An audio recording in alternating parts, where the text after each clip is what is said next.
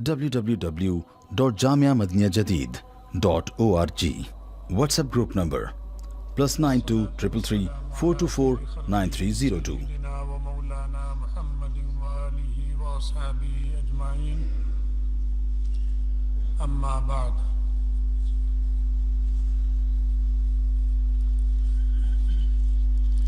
اللہ تعالیٰ نے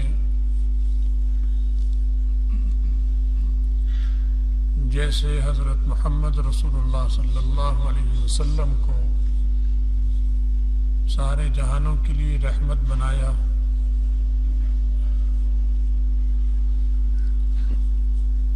اسی طرح ان کے طفیل بہت سی چیزوں کو خصوصی برکات عطا فرمائی. ان میں سے ایک برکت آپ کا جو شہر ہے مدینہ منورہ، جب آپ اس میں تشریف لائے تو آپ کے آنے کے بعد بہت سی خرابیاں وہاں سے دور ہوئیں اور بہت سے فائدے وہاں پر آ گئے. حضرت عائشہ رضی اللہ تعالیٰ عنہ فرماتی ہیں کہ جب ہم مدینہ منور آئے تھے تو یہاں کی آب و ہوا بہت خراب تھی. ایک گندا نالا بھی بہتا تھا وہاں کے میدانی علاقے میں، جس کا پانی سڑا ہوا پانی ہوتا تھا، اس سے بھی ماحول خراب ہوتا ہے. پھر جب صحابہ ہجرت کر کر آئے تو وہاں ایک بہت خطرناک وبا تھی بخار کی، وہ نچوڑ دیتی تھی آدمی کو.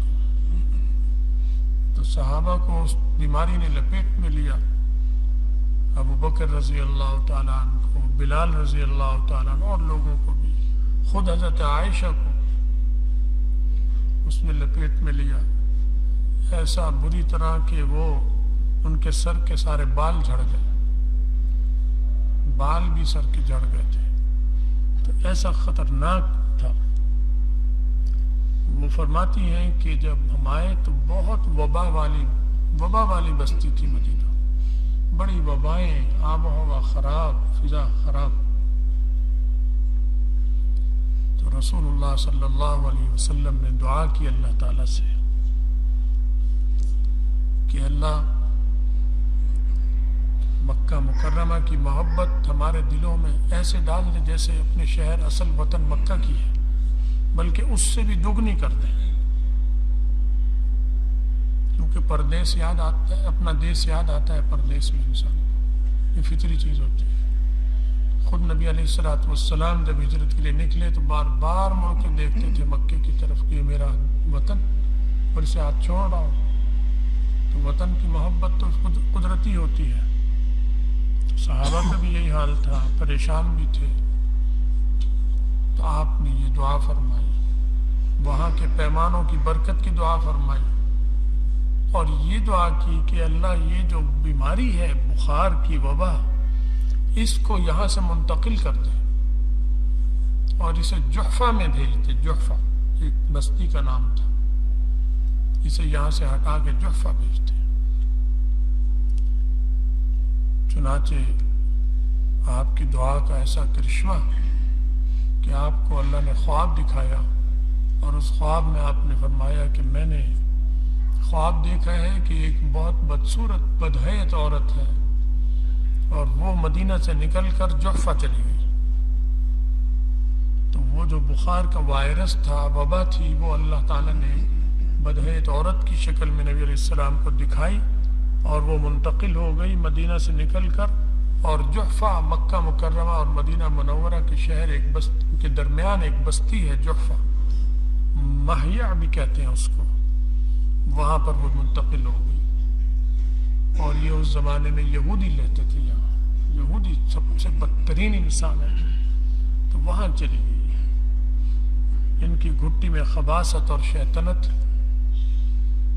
جحفہ کا مطلب جو ہے وہ بھی اچھا نہیں ہے، برے معنی میں آتا ہے، خراب معنی میں. مہیا کا بھی اسی طرح آتا ہے، بزدلی، ضعیف، ضعف اور بزدلی، فساد، اس قسم کے معنی میں ہے. اس بستی کا نام بھی ایسا تھا. تو تو یہ وہاں منتقل ہو ختم ہو گیا، اور مدینہ منورہ کی آب و ہوا اچھی ہو گئی۔ تو یہ اللہ تعالیٰ نے مدینہ منورہ کو اعزازات دیے نبی علیہ السلام کے طرف۔ ابھی ایک خبر آئی جو اصل بات میں جس طرف آنا چاہتا ہوں کہ عالمی ادارہ صحت جو اقوام متحدہ کے تحت ایک ادارہ ہے، اس نے ساری دنیا کے شہروں میں مدینہ منورہ کو سب سے صحت افزا شہر قرار دے کر سند دی ہے، اور وہ سند کوئی ڈاکٹر ہے سعودی عرب کا، اس کے ذریعے مدینہ منورہ کے گورنر کو دی گئی، کوئی حرج نہیں دی گئی۔ لیکن وہ جب ہمارے ٹی وی چینلوں پر یہ خبر چلی تو اس خبر پر جو تبصرہ کیا ہمارے چینلز پہ بیٹھے ہوئے لوگوں نے، وہ یہ کیا کہ عالمی ادارہ صحت نے مدینہ منورہ کو اعزاز سے نواز دیا، بہت بڑے اعزاز سے نواز دیا، گویا یہ اعزاز حاصل نہیں تھا مدینہ کو، انہوں نے دے دیا۔ تو بتائیے یہ مدینہ منورہ کی توہین ہے یا عزت ہے جو ہمارے لوگ بات کر رہے ہیں؟ عالمی ادارہ صحت، اس کی کیا اوقات ہے؟ یہ یہودیوں کا ادارہ ہے، عیسائیوں کا ادارہ ہے، اور ساری دنیا میں اعداد و شمار اس کے آج سے نہیں، جب سے اقوام متحدہ بنا ہے مسلمانوں کے بارے میں انتہائی متعصب اور شیطان ادارہ ہے۔ صحت اور بیماری اور ان چیزوں کے معاملے میں مسلمانوں کے ساتھ متعصبانہ رویہ ہے ان کا، اور غلط اور فرضی شماریات مرتب کر کر مسلمانوں کے ساتھ جانبداری کا معاملہ اور تعصب کا معاملہ کرتے ہیں۔ ان شیطانوں کی اس اعزاز کو اعزاز کہنا، اسے یہ تو کہہ سکتے تھے کہ مدینہ منورہ کے اعزاز کو اور اس کی اس کمال کو انہوں نے تسلیم کر لیا۔ تسلیم کرنا تو کہہ سکتے ہیں، وہ تو شروع سے کافر بھی رسول اللہ صلی اللہ علیہ وسلم کی تعریف کرتے تھے اور امین کہتے تھے اور صادق کہتے تھے، لیکن ایمان نہیں لاتے تھے۔ تو یہ عالمی ادارہ صحت کی اوقات کیا ہے؟ یہ ہے کیا فاسق فاجر کافروں کا ادارہ، اور یہ اعزاز دیں مسجد نبوی مدینہ منورہ کو یا اسلام کو؟ کیا پدی کا شوربہ، اس کی کیا اوقات ہے؟ یہ تو مسلمان اتنے بے وقوف ہو گئے ہیں کہ اس کی اس اعزاز سے فریب کھا گئے۔ وہ اعزاز نہیں ہے، اعتراف کہہ سکتے ہیں کہ انہوں نے اعتراف کیا، جو چیز اللہ نے نبی علیہ السلام کے ذریعے اعزاز دیا مدینہ منورہ کو، اس اعزاز کا اعتراف کیا انہوں نے، یہ کہا جا سکتا ہے۔ اعزاز دینے والے کون ہوتے ہیں؟ اور اعزاز ہمیشہ بڑا چھوٹے کو دیتا ہے۔ مدینہ منورہ کیا تھا؟ ایک برباد سے شہر تھا، نبی علیہ السلام کی ذات رحمت للعالمین تھی، ان کی برکت سے مدینہ کو اعزاز ملا۔ تو بڑے نے اعزاز کس کو دیا؟ چھوٹے کو۔ اللہ نے اعزاز دیا مدینہ منورہ کو، تو چھوٹا بڑے کو دیتا ہے اعزاز یا بڑا چھوٹے کو دیتا ہے؟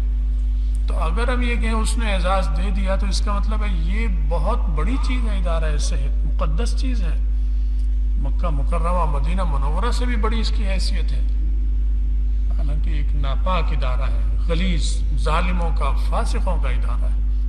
یہ کون ہوتا ہے اعزاز دینے والا؟